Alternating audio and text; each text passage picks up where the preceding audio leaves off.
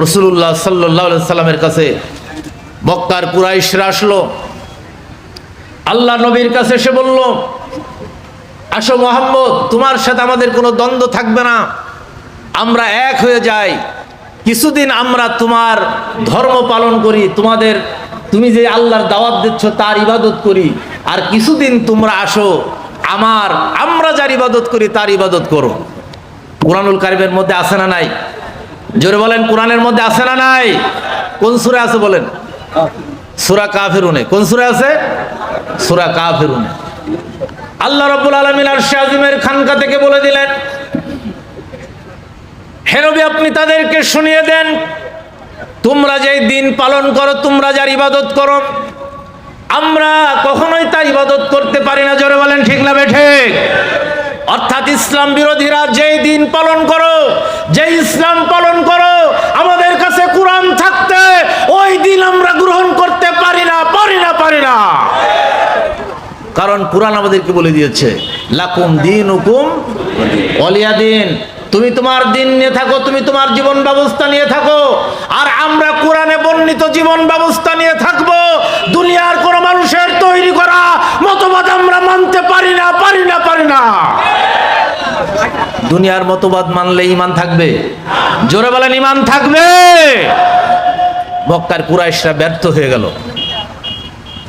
এরপরে তারা আবার আসলাম, বলল, মুহাম্মদ তোমার সব কিছুকে আমরা মেনে নেব, তবে তোমার রবের কাছে, তোমার আল্লাহর কাছে একটা আরজি পেশ করো আমাদের পক্ষ থেকে।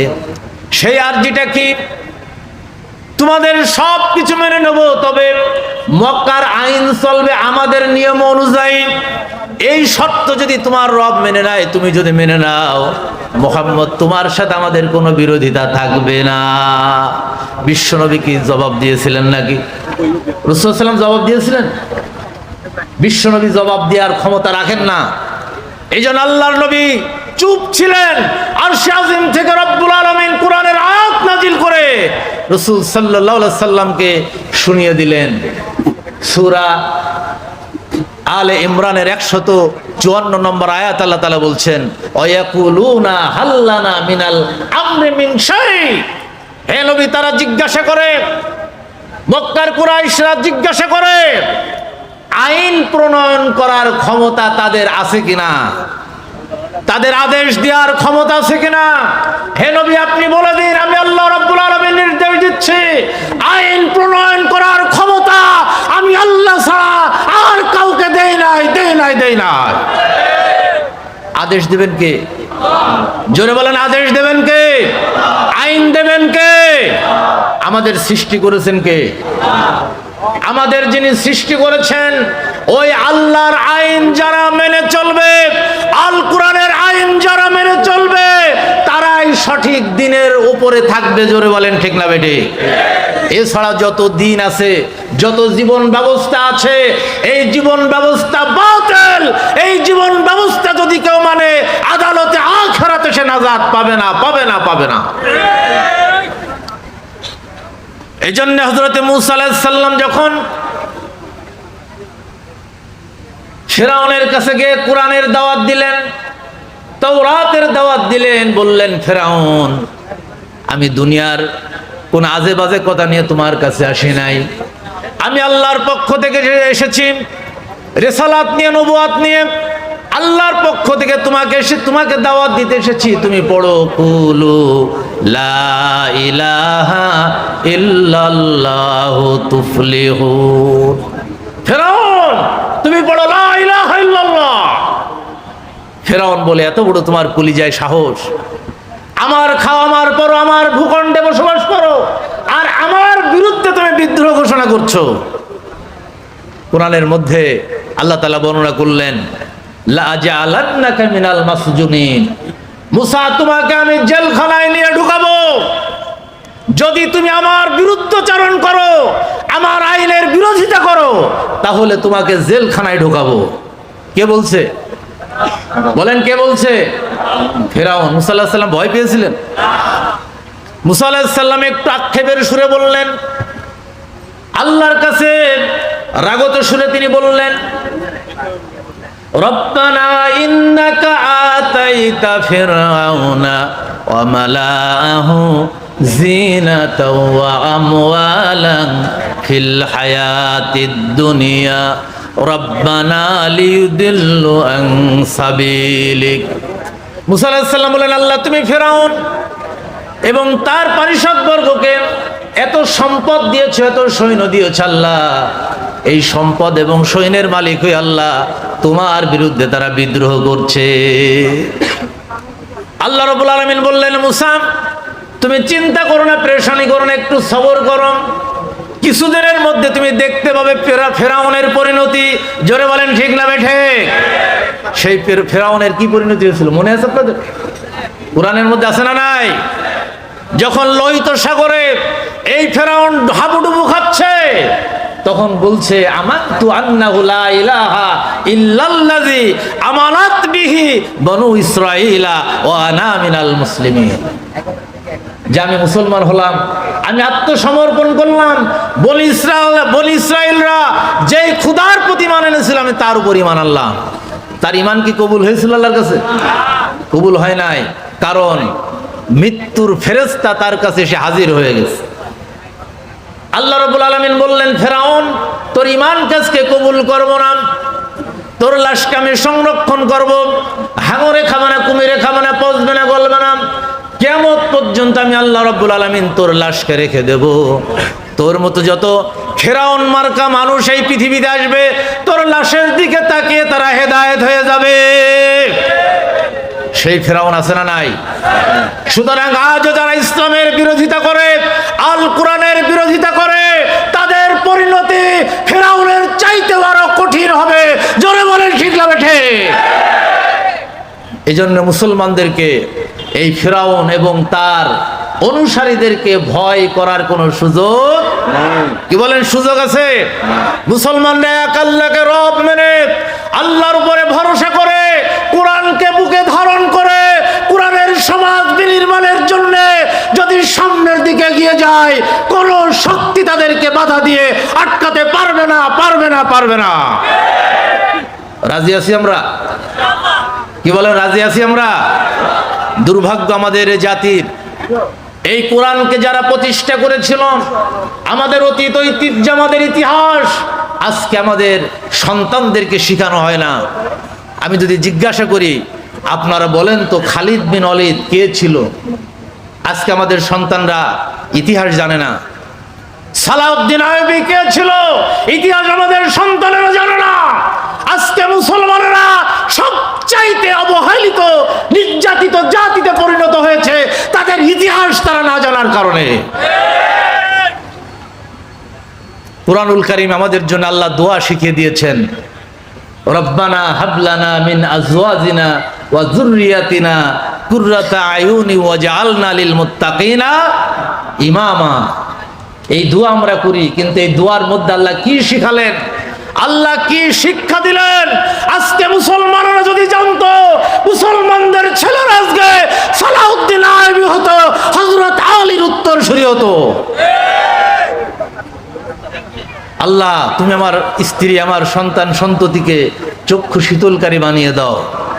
এইটুকু আমরা সবাই করি, কিন্তু লাস্ট আল্লাহ তাআলা শিক্ষা দিলেন, ওয়াজআলনা লিল মুত্তাকিনা ইমামা। আমার সন্তানদেরকে, আমার বংশধরদেরকে আল্লাহ তুমি মুত্তাকিদের নেতা বানিয়ে দাও, মুত্তাকিদের ইমাম বানিয়ে দাও। জোরে বলেন ঠিক না বেঠে?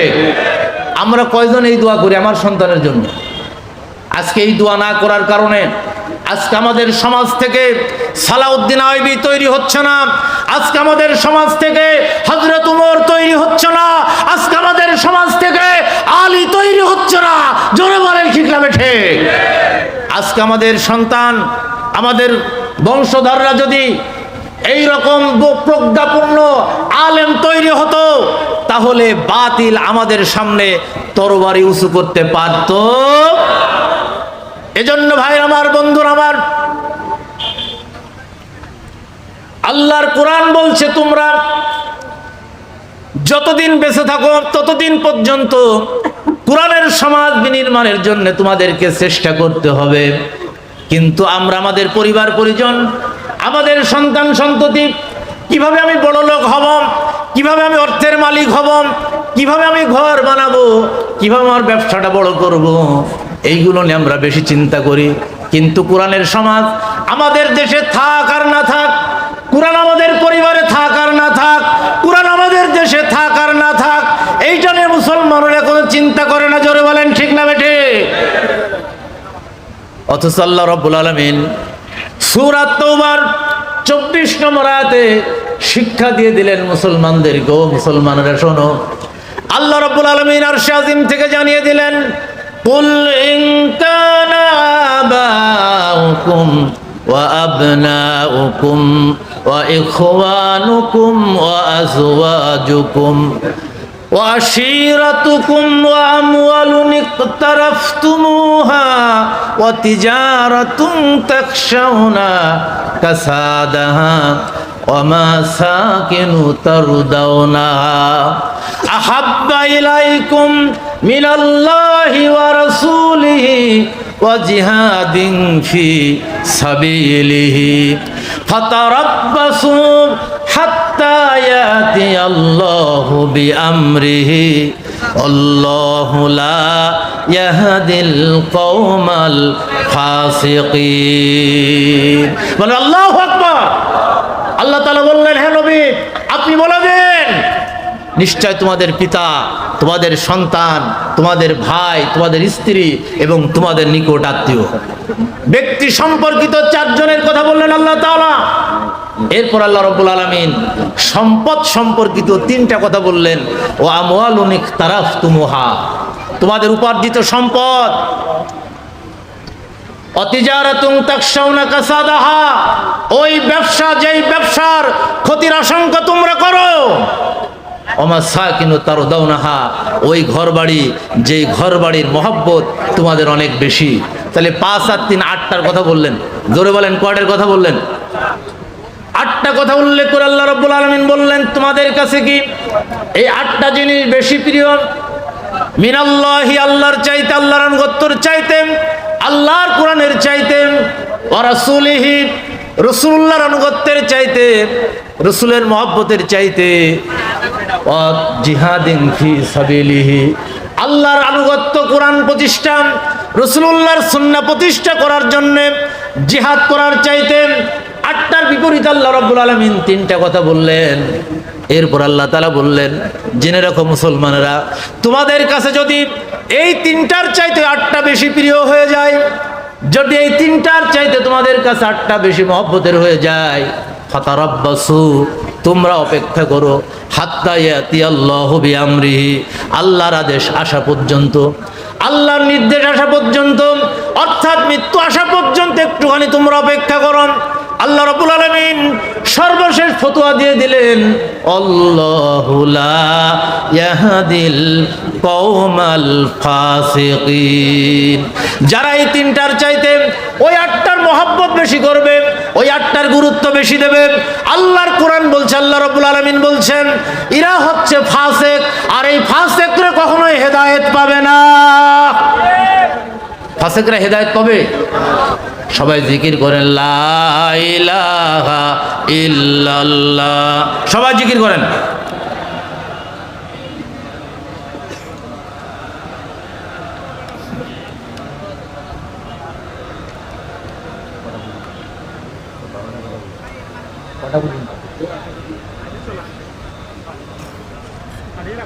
লা ইলাহা ইল্লাল্লাহ মুহাম্মাদুর রাসূলুল্লাহ।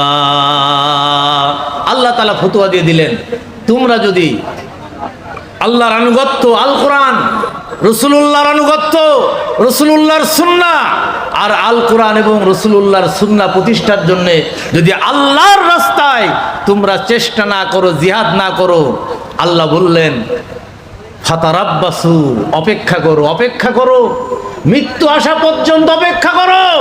আর আল্লাহ কখনো ফাসিকদেরকে হেদায়েত দেন না। আমরা কি ফাসিক হয়ে মরতে চাই না মুসলমান হয়ে মরতে চাই? আমি জিজ্ঞাসা করতে চাই, আমরা কি ফাসিক হয়ে মরতে চাই নাকি আমরা মুসলমান হয়ে মরতে চাই?